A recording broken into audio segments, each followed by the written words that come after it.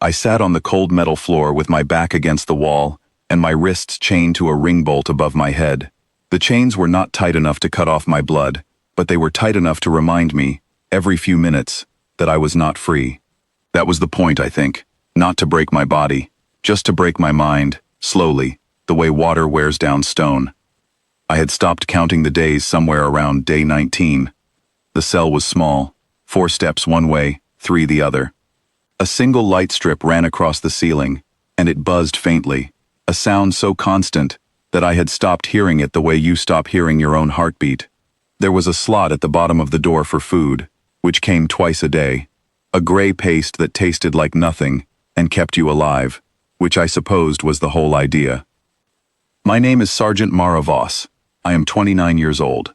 I served with the 7th Earth Expeditionary Force, Forward Reconnaissance Unit, for 6 years before they took me.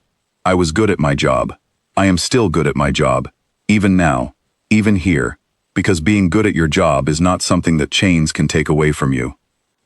They wanted the access codes for our forward relay stations, our communication network, the frequencies our ships used to speak to each other across the dark between stars. I did not give them anything. The Vreth were patient captors. They were reptilian, long-bodied, cold-eyed, with scales that shifted color when they were angry or excited, which made reading their emotions easier than they probably realized. They asked their questions in careful, translated language through a small speaker in the wall, and when I said nothing, they left. They never hurt me, not physically. They just waited, and kept the light on, and slid gray paste through the slot twice a day, and waited some more. I think they believed, eventually, that I would simply run out of reasons to stay quiet. They were wrong about that. On what I estimated was day 23, something changed. I could not see it. I could only hear it. A difference in the sounds beyond my door. The boots on the floor outside moved differently. More of them, moving faster, with a kind of sharp, clipped urgency that was different from the usual slow patrol rhythm I had memorized.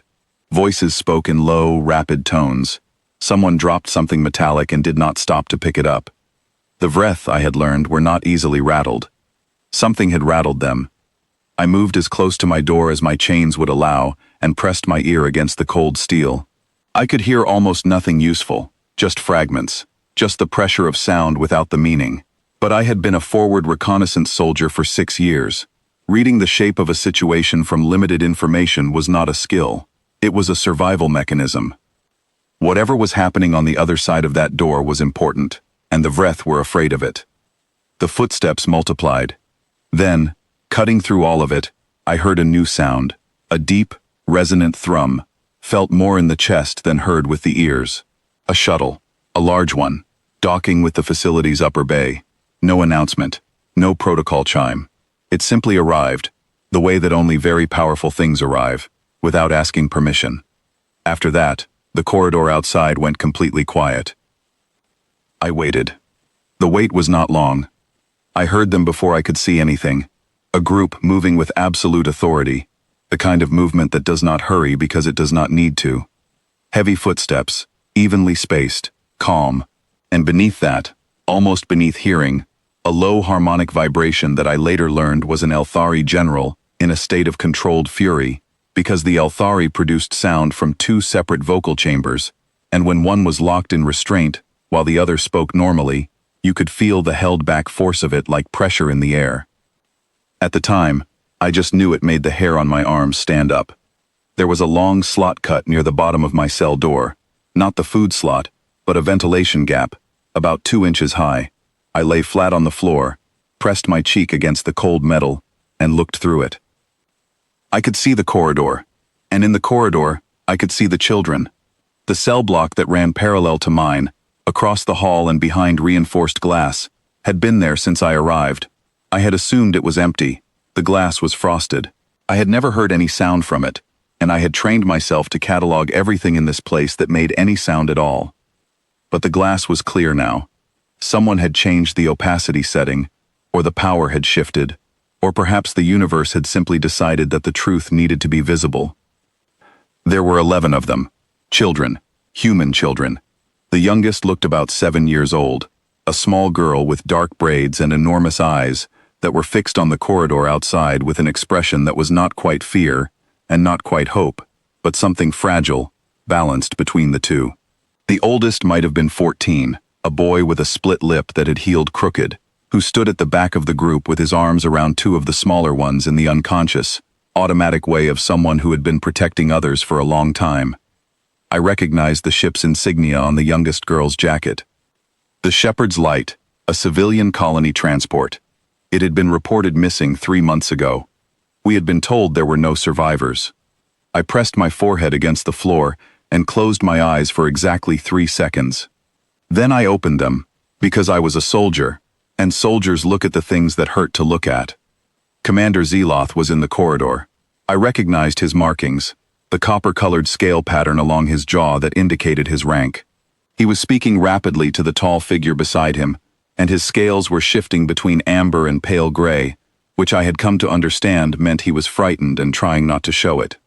The figure beside him was the reason. I had never seen an Aelthari in person. I had seen images, briefings, the standard alien species orientation that every Earth expeditionary soldier went through before deployment. I thought I had understood what they were. I understood now that I had understood nothing. General Krathos was enormous. He stood nearly 7 feet tall and was built with the dense, deliberate solidity of something ancient. He had 4 arms, the upper pair folded behind his back, the lower pair hanging loose at his sides in a stillness that was somehow more threatening than motion. His skin was a deep, layered gray-blue, like a storm seen from a great height. He had 4 eyes, 2 facing forward, 2 angled to the sides, and all 4 of them were fixed on the glass panel and the children behind it. He had stopped walking. Zeloth kept talking. Krathos did not move. I watched through that 2-inch gap with my cheek pressed against cold metal, and I watched the moment that understanding arrived in that general's body. It was not dramatic. It was very quiet. His lower arms went still. The harmonic vibration I had felt in the air, the second vocal chamber, the one that was not speaking, went silent. Everything went silent. The small girl with dark braids walked up to the glass and pressed her palm flat against it. She looked up at Krathos. He looked down at her. He looked at her hand on the glass for a long time. Then he turned to Zeloth. He did not shout immediately. That was the part I will never forget. He did not immediately shout. His voice, when it came, was almost quiet, a low, shaking thing, like the first tremor before an earthquake. "You imprisoned human children." Zeloth's scales went completely pale. He started talking fast. The words came through the translation system in a rush. Something about leverage, military necessity, temporary measures, no permanent harm. The colony ship had been in contested space and... The roar that came from Krathos was not a sound so much as an event. I felt it through the floor, through the walls. It reached inside my chest and grabbed something there and shook it. Children. You used children. Under the concordat banner, under my command seal. You brought human children into a military detention facility, and you kept them here for 3 months, and you did not report it, and you call it a measure. He stopped. The stopping was worse than the shouting. When he spoke again, he was quiet, and the quiet was the most frightening thing I had heard in 23 days of frightening things. You have ended your career. You have ended your factions standing within this concordat, and you will spend the remainder of your life wishing that was the worst consequence of what you have done here today. He reached out with one of his lower hands and took the command insignia from Zeloth's chest. It was a slow, deliberate movement. Zeloth did not resist. He stood very still, and his scales had gone a color I had no word for. Something between white and gray, something bloodless. Krathos held the insignia for a moment. Then he handed it to one of his aides without looking at it, as if it had already become irrelevant. He spoke to the aides in rapid Aelthari, and whatever he said, they moved immediately. To the guard posts, to the control panels, to the doors. I heard the locks in my cell disengage. I heard the locks across the corridor disengage. I heard Zeloth's personal guards being quietly and firmly relieved of their weapons. My door opened. I stood up. My legs were steady.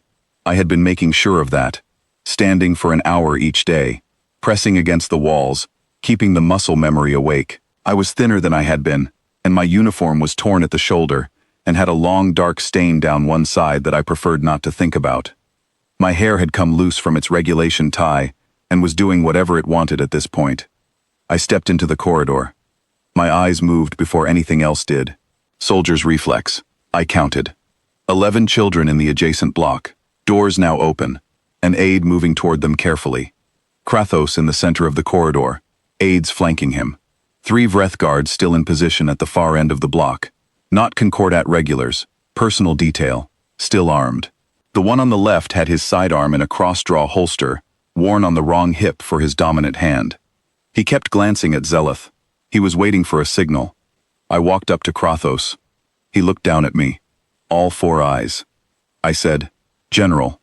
Before the children's block is fully opened, the 3 guards at the far end of Corridor B are Zeloth's personal detail, not concordat assigned. They haven't been disarmed. The one on the left is going to be a problem. He's watching Zeloth, not you. There was a silence. Krathos looked at the guard I had indicated. Then he looked back at me. His expression was not readable to me then, not yet. I only understood later, when someone explained the word to me, what I had seen in his face in that moment. He said one word to his aides. The 3 guards were disarmed in under 10 seconds. The one on the left tried to step backward and found there was an Elthari aide already behind him. It was over very quickly, the way things are over quickly when someone with real authority decides they are over.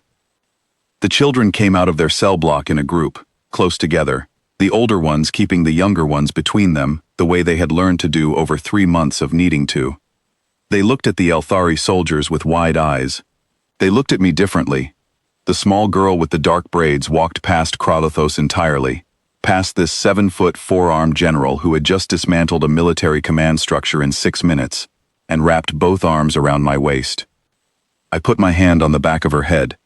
I did not cry. I had a very firm rule about that, which I intended to honor until I was somewhere private. Krathos watched this. He was quiet for a moment.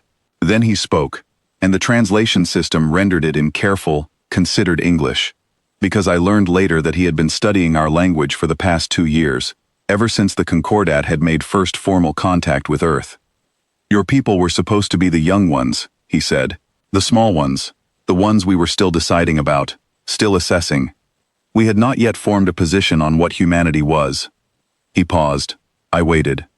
"We were wrong," he said, "about what any of that meant." I thought about saying something diplomatic, something measured and representative of humanity's best qualities and our hopeful place in the galactic community. Instead, I said, "How soon can we get these kids on a transport?" Something shifted in his face, all 4 eyes. I still could not read it precisely. But I thought, I was fairly certain, that it was something like respect. "Immediately," he said. He was true to his word. The transport was arranged within the hour. He personally stood at the docking bay entrance while the children boarded, and he did not leave until every one of them was aboard. I counted them as they walked past me. 11. All 11. The boy with the crooked-heeled lip was last. He stopped at the door and looked back at Krathos. Then he straightened up and gave the general a nod, the serious, deliberate nod of someone who understood what had happened here today and wanted it acknowledged. Krathos returned the nod with the gravity it deserved. I boarded last and found a seat near the rear of the transport and looked out the small window as the facility fell away behind us into the dark. I thought about 23 days, about gray paste and a buzzing light, and chains, and the particular shape of silence when you are waiting to be broken and deciding, quietly, every single day, that today is not the day. The small girl came and sat beside me. She leaned against my arm without a word. I looked out at the stars. We were all still here,